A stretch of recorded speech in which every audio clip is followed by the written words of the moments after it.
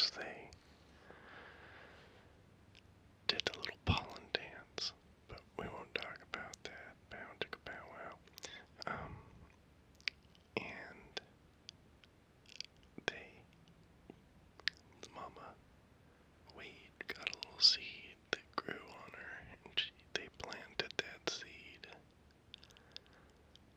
and that little plant grew. Now, this was at a particularly large oasis, and the weeds had sufficiently beat back the other plants so that essentially this was just a giant weed oasis. And so throughout this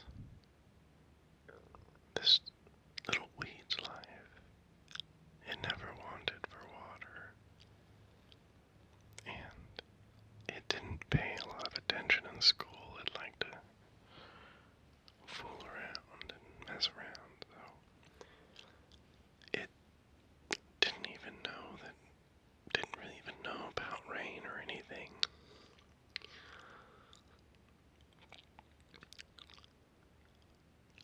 Years passed.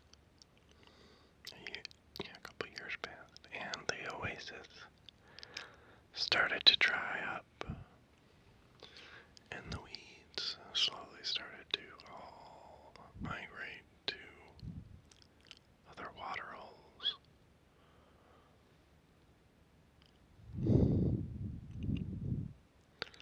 Let the prudent plants let this oasis fill back up. And this little weed, its parents were one of the last of the weeds to leave the oasis.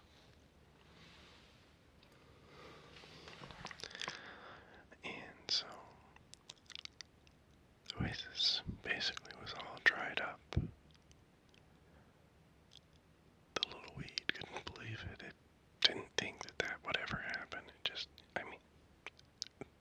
The other weed said that it would, but he was convinced that his entire life would be spent by this pool, and they would never want for a drink.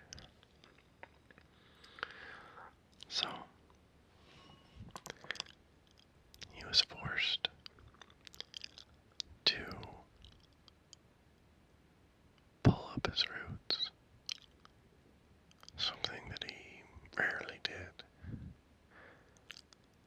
He liked the comfort of relaxing by the cool pool, roots in the ground. But he left the comfort of the red dirt, and he marched out across the desert.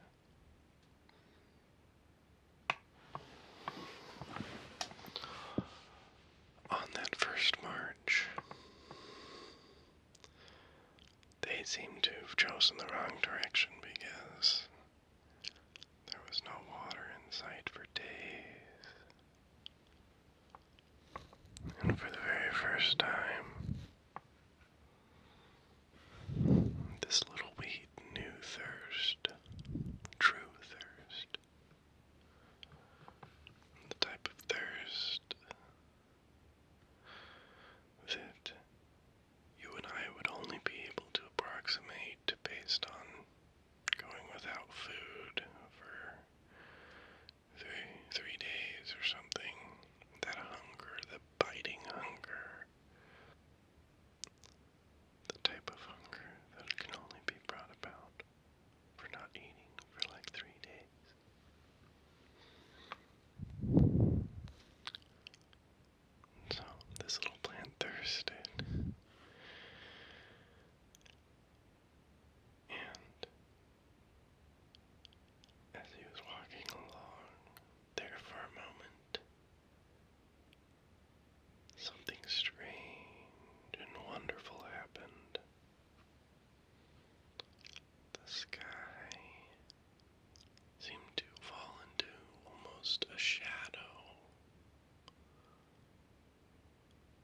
a shadow came out from the horizon and cast itself across the caravan of weeds. The weeds were alarmed, to say the least, and suddenly a drop of water fell from the sky and landed on the little weed. The little weed was shocked and amazed and didn't have a word for what had just happened.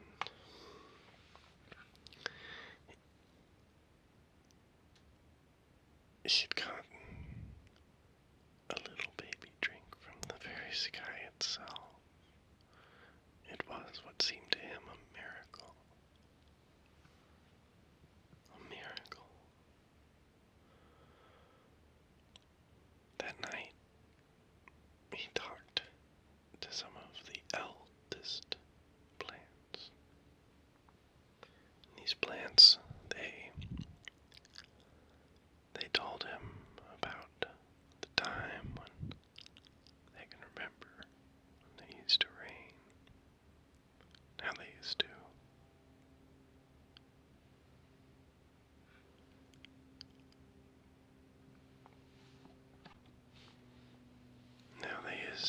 actually live with their roots in the ground and wouldn't travel about. This made the weed wonder, was what he felt rain? Was the shadow that was cast across the desert, in fact, one of the mythical rain creatures?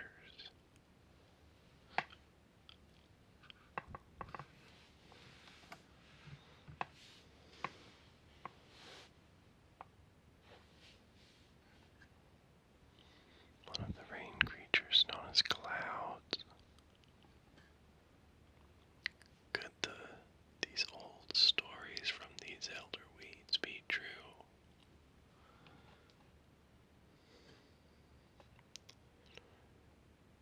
So, as they traveled along, this little weed started to be more attentive and started to look out across the horizon.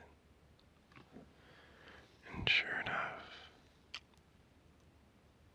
he saw out there clouds, particularly in one direction. He tried to tell the elders that they should travel in that direction.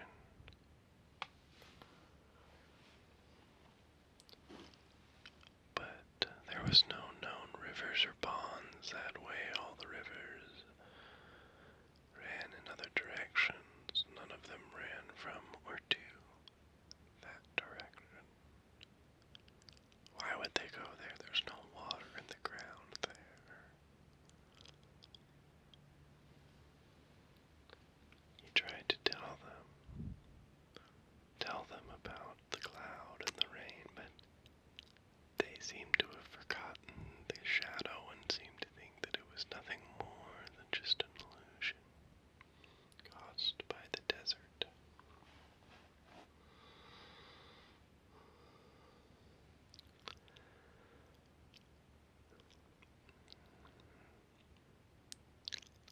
They found the next oasis, filled with other plants. And this little weed saw